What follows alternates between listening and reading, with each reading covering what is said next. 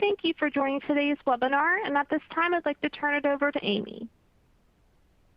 Thanks, Michelle, and good morning, everyone. My name is Amy Reinholdt, and I am a Senior Manager and Regional Director with HBK Manufacturing Solutions. Thanks for joining today's webinar. Today we are going to talk about an issue that we have seen from so many of our clients in the manufacturing and distribution industries. Over the past 3+ years, labor, availability, retention, recruiting have all become very important issues, and issues that some manufacturers are really struggling with for the first time. So as a result of that, we have seen many clients start looking at their processes for bringing in new employees and also retaining those employees a little bit differently than they may have done so in the past. One really important part of not only recruiting but also retention is the first experience a new hire or candidate has with a business. And part of that experience is the interview process. So today, I am very excited to welcome our special guest, Ron Bauer. Ron is going to talk to us about a number of different aspects of interviewing and ways to ensure that your interview process allows you to identify the best candidates for your job. So with that being said, Ron, I will turn it over to you. Great. Thanks, Amy. Thanks, Michelle. Appreciate all of that. Looking forward to the conversation today, sharing some insight, experience, and knowledge with you, and hopefully generate some questions and some conversation as we go on today. I'm just to Amy's point, right? The importance of interviewing and one of the things that I like to really talk about and get people thinking about early in this conversation is just about a quality of hire as a measure, right? A lot of people from an interviewing standpoint or recruiting standpoint like to measure, how long a time to fill, how long it take to fill a job. And I happen to believe that it can be an okay measure, but I have the ability to fill a job horribly, really fast, which is, doesn't become a good business metric at that point. So a quality of hire for me is really focused on how long do people stay, how well do they perform? And I believe, in just lots of experience in the space, that would say the tighter and more focused your interviewing process is, the more likely you are to increase that quality of hire. So that's really the starting point. And we'll talk a little bit more about the importance. You'll see objectives in front of you. I'm not going to read through all that. You can see that this is really our agenda for the day, the things we're going to go through.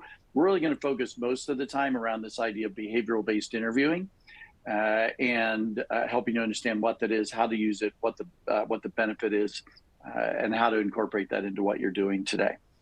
So that's the journey we're going to go on today. Just from a business standpoint, I'm going to ask you to ignore a couple of things, right? That first line here, not really likely applicable in this situation, but really focus on the next couple of bullet points. This idea of a replacement cost. And there's lots of data out there that would talk about, if you hire someone and they quit or don't work out, and you end up needing to fire them, the replacement cost for hires typically ranges, I've seen it as low as 20%, as high as 200% of their annual salary. So you can do the math on that. But even at a low end of a $40,000 hire, it's going to cost you $8,000 just to replace that person and the impact of that loss. So that would be part of the reason, right? Minimize the number of people who are leaving, increase the quality of hire, have people stay longer, have them perform well. And I think another really interesting stat is this difference between an average hire and a great hire. And I've seen a number of different surveys around this, but kind of on average, it's actually 40% of someone's salary. So you could hire someone who's good, who can do a job, but the business impact of somebody who's actually great at their job, a high performer, actually it can be a impact of 40% of their salary, which obviously, again, do the math on that. It's worth a little bit of time, a little bit of effort, a little bit of commitment to what are we going to do with this recruiting process to make this better. There is a business impact here from that perspective.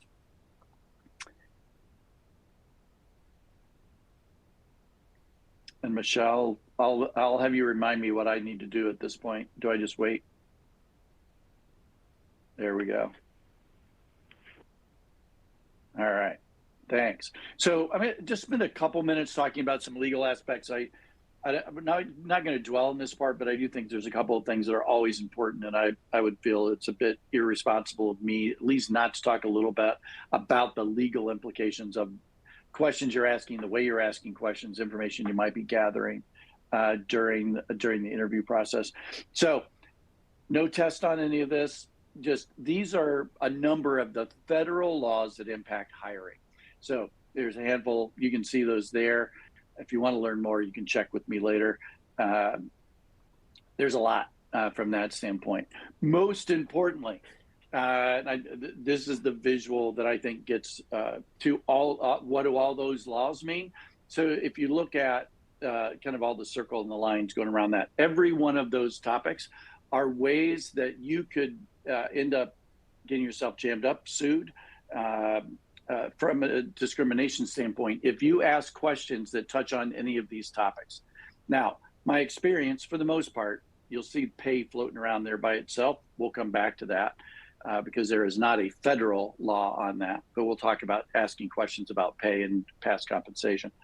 But most of my experience would be that most people aren't purposefully discriminating during the interview process. What can happen is that you may inadvertently back yourself into a conversation that would say, oh, I also went to, Akron High, right? So when did you graduate? Oh, maybe we know some of the same people, right? There's a innocent, I'm trying to make a connection with somebody, but the reality is asking someone when they graduate from high school is about the biggest proxy for an age. Most people graduate, if you know when they graduated, they were within about 8 or 9, 10 months of being 18 years old when that happened, for the most part. So just avoiding these things, those laws protect this. So we're going to talk more about what you can ask, but for the most, just know if you're asking questions that touch on any of the things that are in this circle, you run the risk of being sued and losing.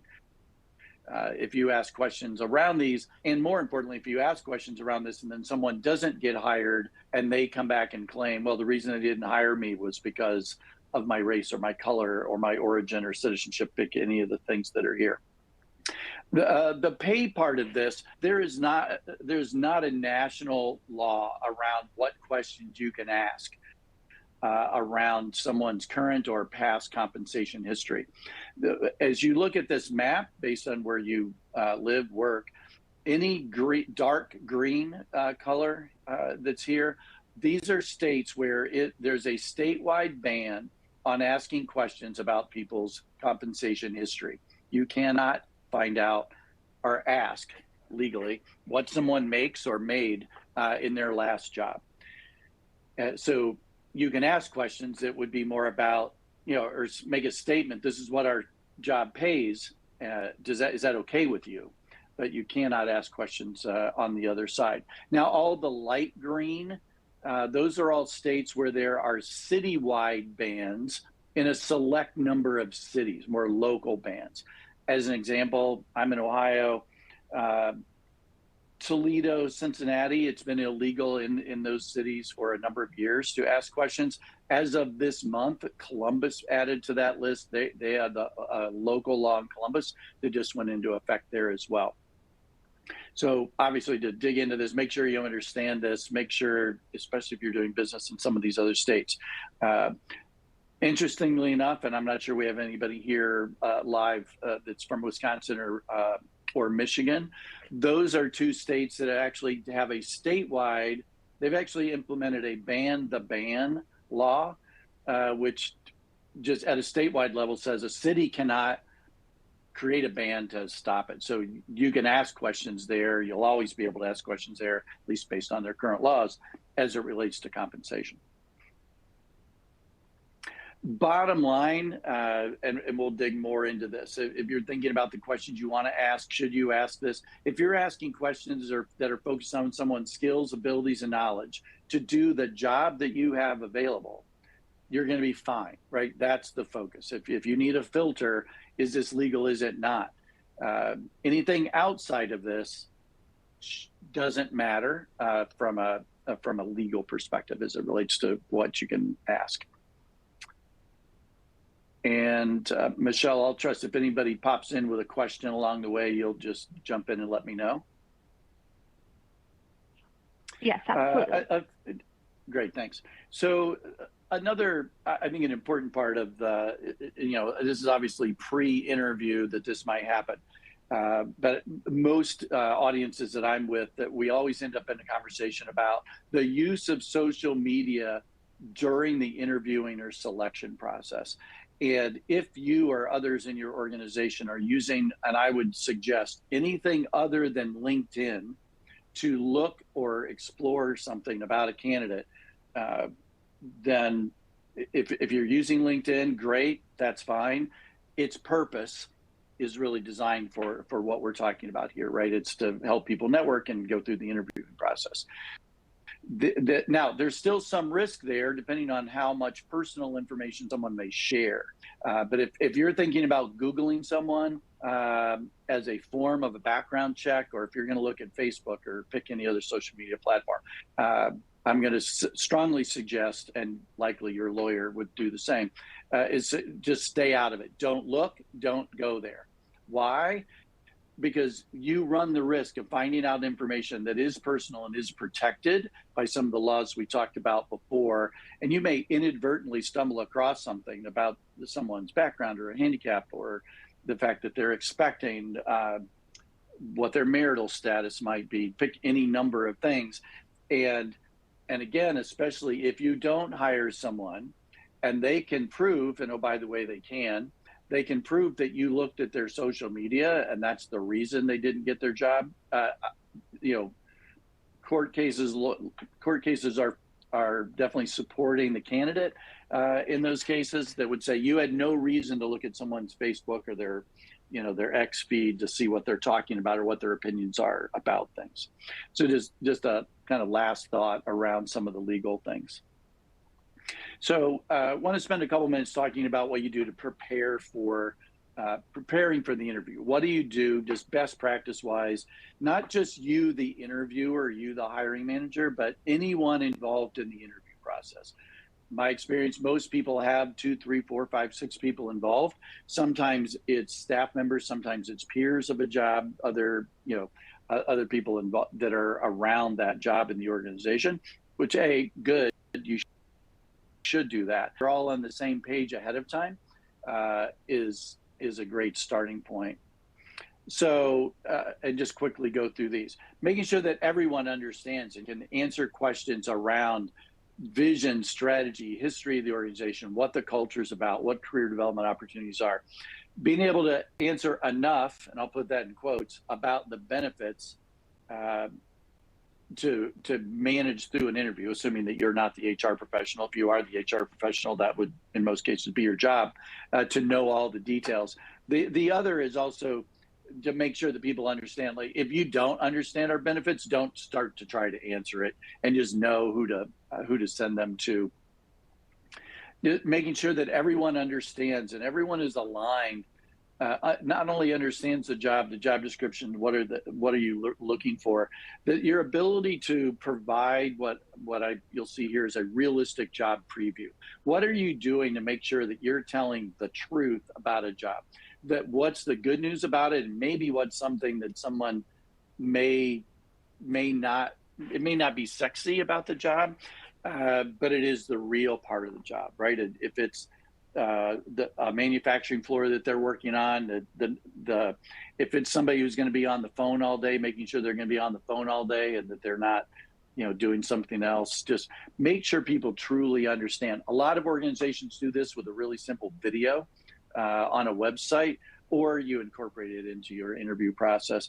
The other really important part of this is having everyone aligned on what it is specifically that you're looking for, not just understanding the job, but understand the specifics. And we're going to talk later about this idea of competencies separate from skills and the technical skills that might be necessary for a job, but making sure that everyone agrees going into it what you're looking for, because you will very quickly create a bad and very confusing candidate experience if different interviewers are asking different questions, are focused on different things, focused on different competencies, focused on different skills, it's going to be confusing to a candidate, which if I'm a candidate, I'm going to look at that situation and say, this or like these people aren't aligned right now, and I don't want to go be part of that and insert myself in the middle because they don't seem to agree on what they're looking for. So making sure there's some agreement around that. You know, taking the time before you walk in to an interview, right? And you might be amazed, maybe you've done it. I'll admit I've done it a few times. I'm not proud of that. That I don't really look at a resume before I get into an interview. But, you know, what are you doing to take a look at it? What are the red flags? You know, is the job progression normal and natural, or did someone there's something that just feels off about their job progression, or if there's gaps in their background? And just because there's a gap in a resume doesn't mean it's a bad thing, but you know, you should be asking. Just anything that jumps out at you, you should never hesitate to ask questions about people's background, what's on their resume. I mean, they're presenting you the information, so dig into it, make sure that they have the experience you're looking for. If someone has interviewed them before you, if you have an internal or external recruiter who's done an interview and pre-screened somebody before they get to you, make sure you get access to their notes and what they saw, what they liked. Maybe they have some thoughts on things you could dig deeper into coming out of that interview. So this would be something to make sure. This idea of who has a seat at the table. I would always recommend that there's at least 3 or 4 different people inside your organization that know the job, have a reason to be there, who are involved in the interview. I get really anxious when I hear people talk about the fact that they only have one, only the hiring manager is involved in an interview. It should be broader, to get, and again, make sure all these people are aligned right ahead of time. They're trained, they're prepared, all of that. They're going to give you multiple views on a candidate. And if you're asking questions about, if you're looking for someone who's accountable, as an example, as a competency, that you have 3 or 4 people either asking questions or listening to answers to figure out whether they really believe this person is accountable or not. At the same time, it also gives a good candidate experience because the candidate gets an idea of who else might I be working with. And there's great value for with the right people in the room, obviously, a great opportunity for a good candidate experience based on that. This idea of a pre-scheduled debrief, if you have multiple people involved in an interview, I would not wait until all those interviews are over to try to pull that group of people together to get them aligned and figure out what their notes say and what they say to hire or not hire. And so pre-schedule that if at all possible. You know, the last interview is today at 3 o'clock. You should have a meeting at 4, pre-scheduled, ready to go, so that you don't lose time, right? The more time you lose and the more delay there is during the stages of your interview process, the worse that candidate experience gets, and you increase the odds that you're going to lose somebody, that they're just going to walk away. Being very deliberate about the number of times you have somebody show up for an interview, and whether that's a virtual interview, whether that's in person, I would put it in the same category, especially for people who are employed. Just minimize the number of times somebody has to lie to their boss about a dentist appointment they have. The more of that people understand how many interviews, what the steps are going to look like, how much time they need to dedicate to it. The more that you can be very transparent about that, the more effective that's going to be.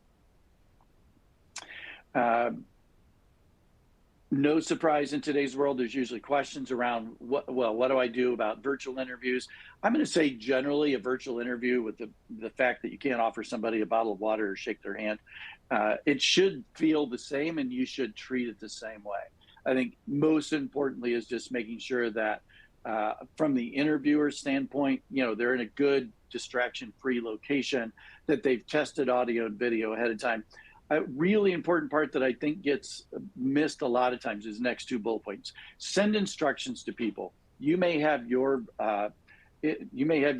whether it's Teams or Zoom or pick any number of other platforms that are out there. You may have your preferred, and it may not be the one they're used to. And it's nerve-wracking enough to be in an interview without knowing how to mute or turn your camera on or any of that. Also, as long as at the same time you're sending those instructions, how do you create the backup plan? What are you going to do if somebody's internet goes out? All of a sudden, there's a problem. Do you have a backup plan to immediately move that to a phone call to at least keep that process moving? This tolerance and flexibility, if you would have asked me 4 years and a month ago, pre-COVID, if you would have asked me, is it okay for a child to be in the room when there's an interview, or a dog barking in the background, or a doorbell ringing because the Amazon truck is there? I would say no, it's absolutely inappropriate, it's unprofessional.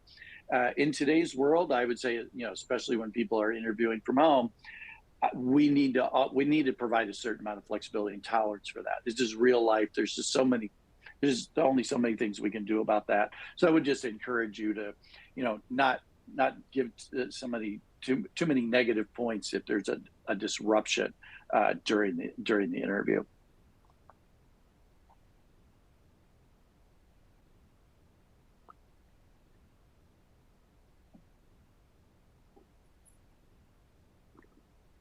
All right. Behavioral-based interviewing. I mentioned these words before. I'm going to just talk through what behavioral-based interviewing is about. We're going to slow down and go through this and take a little bit more time around this topic and just dig into this a little bit more around the important, why we do it, what it means, why it's important. So at its core, get to here, great interview questions, from my experience, have several things in mind, right? They're planned, they're job specific. They're not just general, generic questions you pulled off of Google. You know ahead of time what you're going to ask. You know what you're looking for. Those questions are open-ended, and by that I mean if you're asking an interview question that can be answered with a yes or a no, don't ask it, because that person's never going to answer it wrong. Other than, did you find us okay today? That might be a reasonable one. But other than that, if you ask somebody, like, oh, we're looking for somebody who's really proficient in Excel. Are you good at Excel? They're always going to say yes, because you just led the witness and told them what you wanted. So what behavior-based interviewing will do, and I'll show you some examples here in a minute, is really gets that to a more specific question that's not open-ended, that makes people give you an answer. I think questions that are thought-provoking, that dig into people's real experience, real attitudes, not their theoretic, how would your boss describe you as an employee, or how would your employees describe you as a boss? Not good, meaningful questions.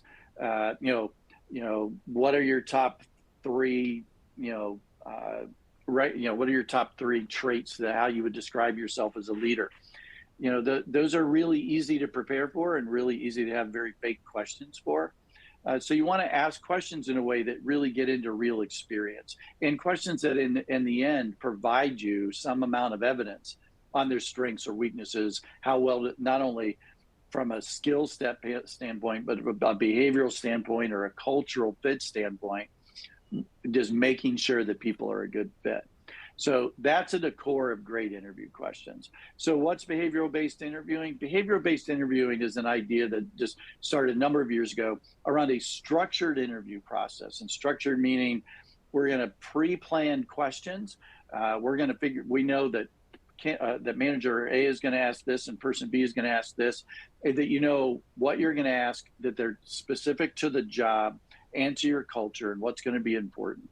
And it's based, and the questions are designed and based on the fact and proof that past behavior is the best indicator of future performance. It's kind of the opposite of the stock market, right? You'll hear this phrase turned around the other way if it's a stock. But as it relates to employees and candidates, past behavior is the best indicator of future performance. Another kind of stat around that, if you think about behavioral-based interviewing, doing something in a structured, pre-planned way, in a very deliberate way that we're talking about.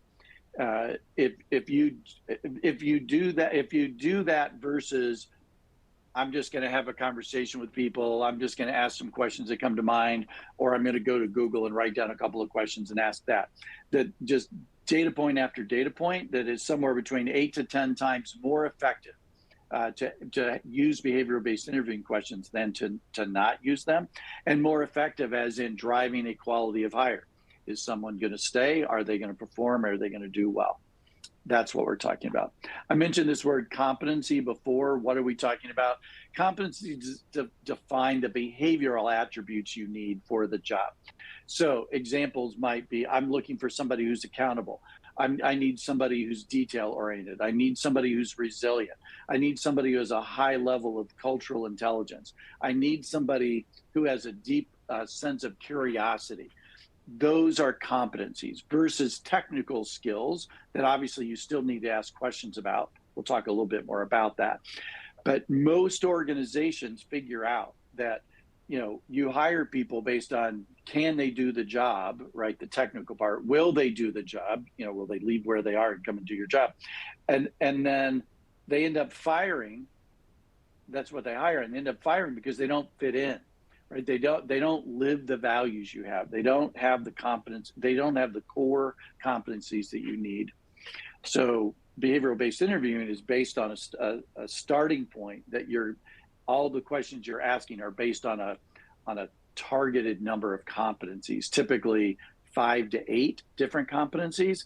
Going beyond that's asking a little too much typically.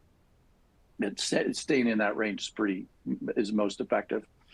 The why using it, you're getting objective facts, make hiring decisions. You confirm, exactly what an applicant did. Here's the 9 times more effective. I jumped ahead. So 9 times more effective than an unstructured interview on average. So if you're thinking about a question, right, and if we were more live, interactive, I would make this a little more interactive, have you jump in. But as a starting point, right? So if you ask a question that's like this, and just as a starting point, describe your culture, good thing, like we're a very team-oriented workplace. Are you a team player?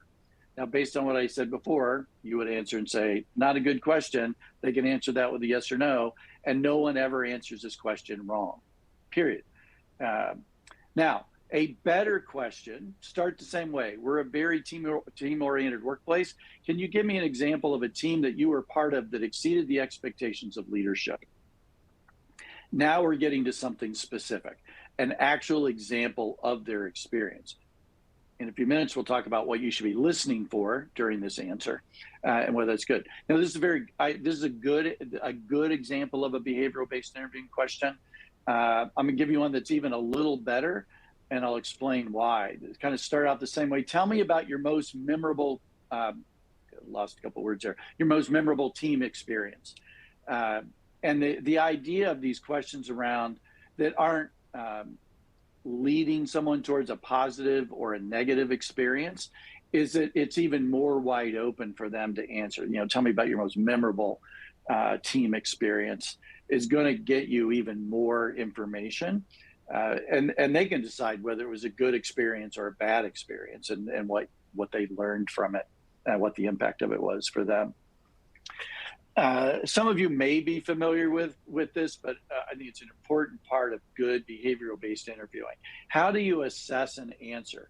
So you ask a question, now what do I do? What am I listening for? What should I be looking for at that point? And there's this STAR methodology, and you'll see the acronym here on the left, that's been around for many years, tried and true, that says as you're listening for an answer, you should be able to complete a STAR with somebody's answer. That when you ask the question, if you ask a question and it's about accountability, happens to be one of my favorite competencies that's out there, that as they're telling a story about a time that they took accountability for a mistake they made at work, let's just say that was the question. You're listening for the situation or a task. Why is this relevant? Why are they telling me this story? And are they telling me what the situation was? That's the first part. The next are the actions. What did they personally do? If they answer anything that's we or my team or our team, no. Find out exactly what they did. What action did they take in that situation? And then what was the result? How did it turn out? So that, if it was if you ask a question around a budget and last time they didn't meet a budget, if they tell you a whole story and forget to tell you whether they met budget or not, or whether they met or exceeded sales expectations or not, that's an opportunity for a follow-up question that would say, oh, great, I heard all this. Could you tell me exactly what you did or what your results were? So that's what the STAR methodology is about, just a framework for how you would answer or listen to an answer and determine whether it's a good answer or not. As I mentioned, just, what is it? It's completing a STAR. Listen for details. Don't accept generalities. I always do this. This never happens, right? If you need to, ask for another example. If this is not a good enough answer or it's just not clear enough, ask for another one. If you need to, gain context, right? And so if they're in the top 10% of something, is that, top 10% of 10 people or 1,000 people, and yes, it's still 10%, but it gives you some context to the situation and what might be going on at that point. So as an example, I'm going to just give you a quick example of how you might use an answer, right? So it doesn't matter what this question was, here's somebody's answer. I had a client who was very upset about a product they received. I sent them a new item that was higher end model than they originally ordered. Now, again, if we were live, I'd want you to say, okay, did this complete the STAR? Do you know the situation? Do you know what action they took? What was the result? We'll jump forward to and dissect this a little bit. They had a decent answer, right? They told you the situation. I had a client who was upset. I sent them a new item, right? But you don't know the result. Was the client happy? Did their boss get mad at them because they sent them a higher end model? You don't know what the result was. So that would be your chance to dig in, ask some follow-up questions.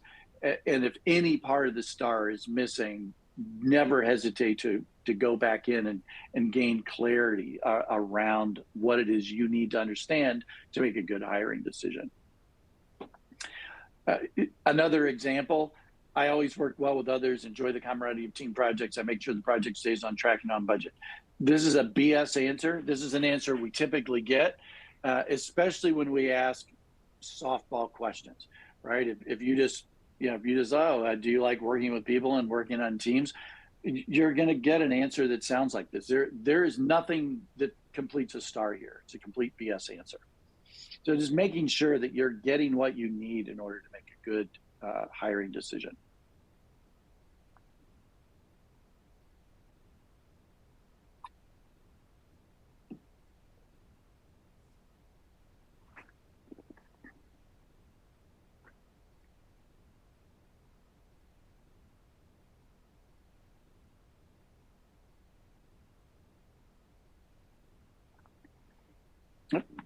Thank you.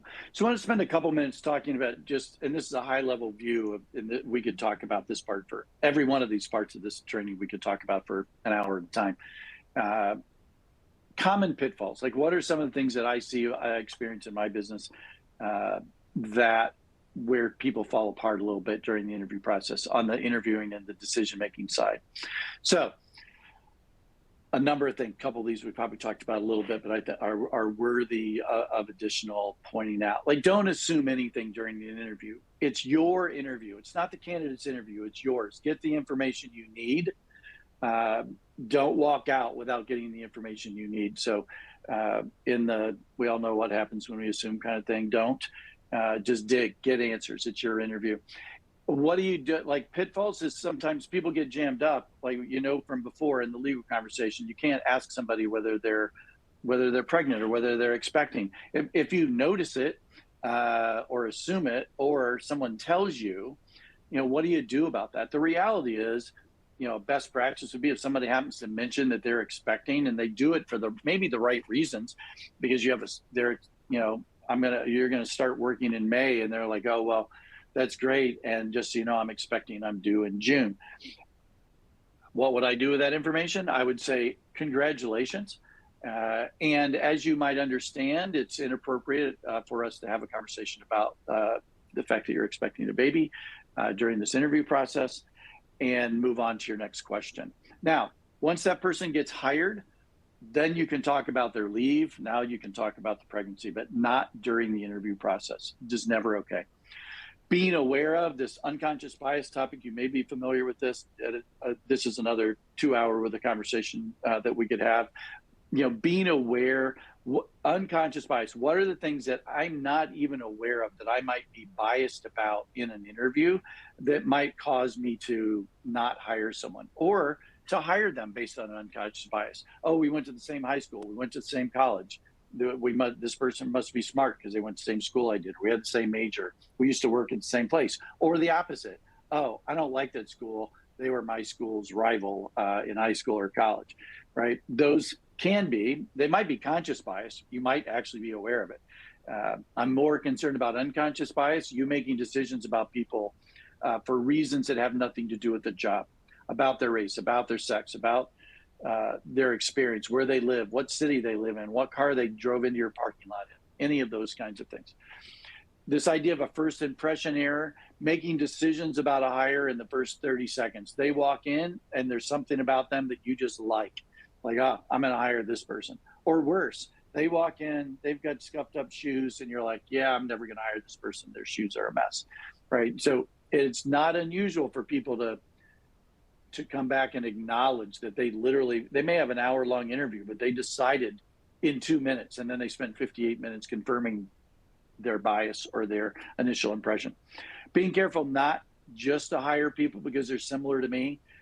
It's a really easy thing to do. The similar background, similar style, similar personality, whatever that might be. And it's not necessarily a bad thing, just being careful. You may all of a sudden find yourself with a department full of people that lacks a diversity of thought or a diversity of experience or input into a situation. Just being careful. Being careful during the interview that you don't talk too much, right? You should be asking questions and doing a lot of listening and a lot of note taking, not doing a lot of talking. Now, you need to explain the job and you need to answer questions that they have, yes. But just make sure that as you plan an interview out, that you're leaving time, that you're planning it out so you know what you're going to say, what you're going to follow up with, but leaving them plenty of time to ask questions as well, because that's an important part of their decision there as well. This failure to probe, I've mentioned this a couple of times, but I think an important one, probing into the gaps in the resume, probing into an answer that just seems a little squishy. I'm not sure what this, don't hesitate on that. Sorry, thought I missed a page. Sorry about that. I'm going to just stop for a minute. Any questions about anything so far? Michelle, do you have any questions out there?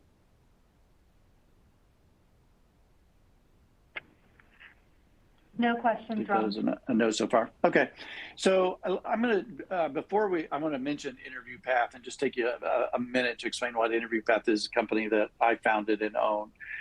Just give you just a page, just quick conversation about that. But before we do, just another topic that's been coming up a lot in the interviewing selection space and just all kinds of angles in the world.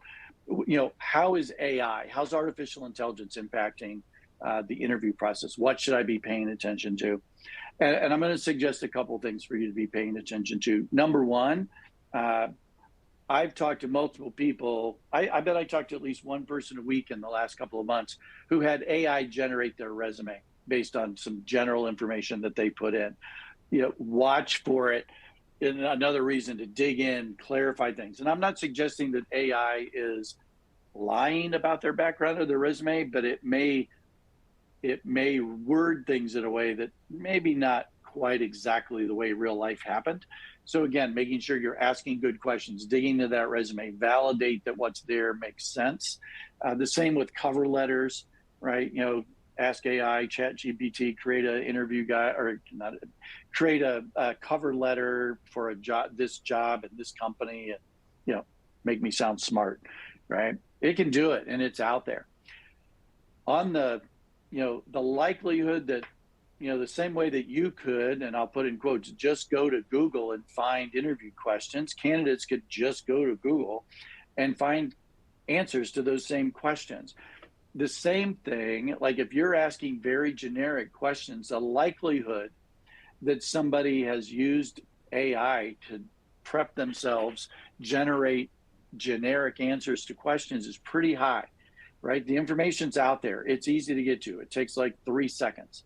And if you're not familiar with some of AI's capabilities as it relates to interviewing, I'm going to encourage you to go learn and play around and see what's out there. I'm not anti-artificial intelligence, by the way. I'm a big fan. We need to understand where it's adding value and where it might be a shortcut for people, and making sure that that's not the case. And oh, by the way, if you happen to be doing a virtual interview, the likelihood that somebody could be using AI in the background to look up an answer and get an answer in 2 seconds is pretty high. So just be careful, pay attention to those things.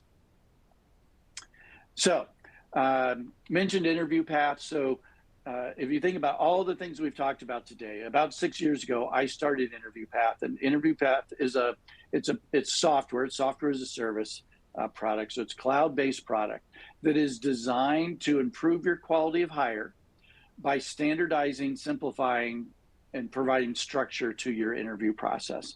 So inside of this product, we have competencies, which you've heard me talk about before. There's 68 different competencies in that in the tool today for you to choose from, that you'd go in and say, I'm going to pick 5, 6, 7, 8 competencies specifically for this job, and it's going to look different for a job on the shop floor as it is going to be for somebody in marketing or sales or quality control. Pick anything you want. Every one of those jobs should have different behavioral competencies. There may be some overlap in company competencies, like we'll never hire someone who's not accountable, or we'll never hire someone who's not safety focused to work in a plant. Those would be pretty reasonable ideas. So 68 different competencies. The entire tool, if you go through this tool, click, click, click, I'm going to pick 5 competencies. You're going to press a button. It's going to generate interview questions, all behavioral-based interview questions, designed the way we've talked about. All are legal, all are thought-provoking. The tool has well over 2,000 different interview questions in it.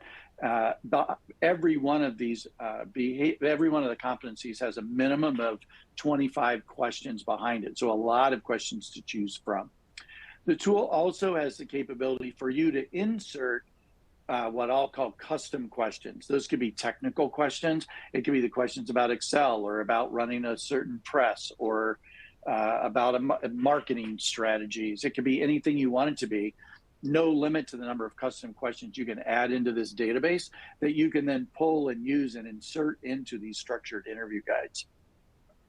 As you create these interview guides, it generates a fillable form guide, which means I can go online, I can take my notes, I can save those notes. It has descriptions on how to, it has these, what we call anchors to assess an answer. So if you ask a question and you know what the definition is for accountability, what does it mean to exceed expectations in accountability? What's it mean to not, to really miss that completely, so that you're listening for the right things? The multiple fillable forms allows you in this one process, which takes 2 to 4 minutes, maybe somewhere in that range, to create an interview guide. It will create up to 8 different guides that would have, if you needed to, 8 different interviewers all asking questions about the same competencies without duplicating interview questions. That is designed, 1, for you to get a lot more information, and B, to really create a good candidate experience. Nothing worse for a candidate than go through 3 or 4 rooms and talk to 3 or 4 people and everybody just asks the same question.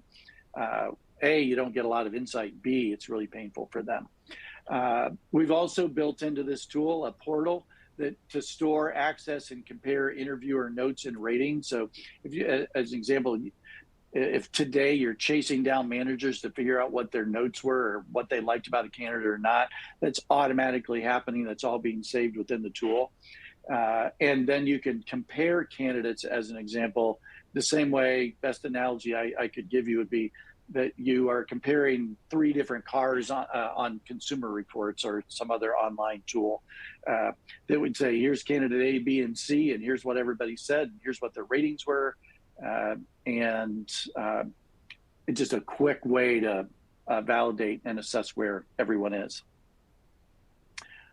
Oh, sorry, there was a slide that fell out of place somewhere. It's the one I thought I missed before.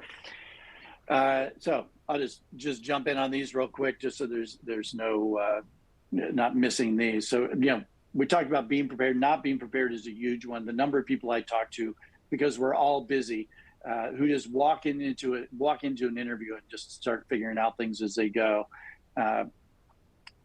Although I'm a huge fan of employee referrals during your interview process, if you want to talk about that, I'm happy to talk about that. Not being overly influenced by an employee referral, especially if it's an executive in your organization that happens to know somebody, or it's a neighbor or a family member. I think it's important. You're going to get typically a really good quality of hire from an employee referral.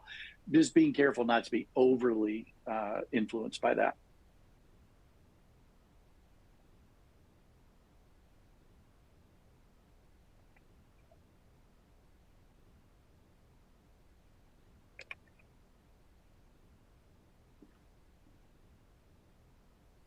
All right, so here's my contact information if you'd like it. If you want to learn more about InterviewPath and what it does, there's our website, there's my email, phone number. Feel free to reach out. Based on your affiliation with HBK, if you are interested, have a demo, purchase this in the next couple of months. When you reach out, we can talk about a discount that will provide you just for your affiliation with HBK and for taking the time to listen today. So with that, I will say thank you and kind of turn it back to any questions, comments, reaction to any of the above. So Michelle, Ron, Amy, I'll kick it back to you. Perfect. Thanks, Ron. So one question for you on InterviewPath, when you talk about the behavior-based characteristics. Yep. You gave a couple of examples in your example, such as accountability or safety focus. Are there any other of those behaviors that you may want to talk a little bit in more detail about that may be especially important for manufacturers to consider? Yeah, so a few, right? I think I might have mentioned safety focus. I mean, that's a big one with all of our manufacturing customers. Depending on your size, something that a competency we developed about a year and a half ago, because we continue to add to this database of competencies and questions. We developed something that we're calling enterprise mindset. And it's this idea that, and it was based on a manufacturing organization that had a couple of acquisitions. They had people in other cities. And it doesn't even have to be other cities; could just be in other buildings. But it's getting at, making sure that people look at their job more than just their job and the task that they have to do, regardless of what their task or responsibility is. Are you thinking about the entire organization, or about a broader part of this than just you or your city or your vertical, whatever that might be? So I think that would be one. Curiosity is another one that I might have mentioned before, but I just seen a really big increase in people using that competency across all industries, especially manufacturing, because it really gets to, I think it gets to two things. What I'll call the antidote for complacency.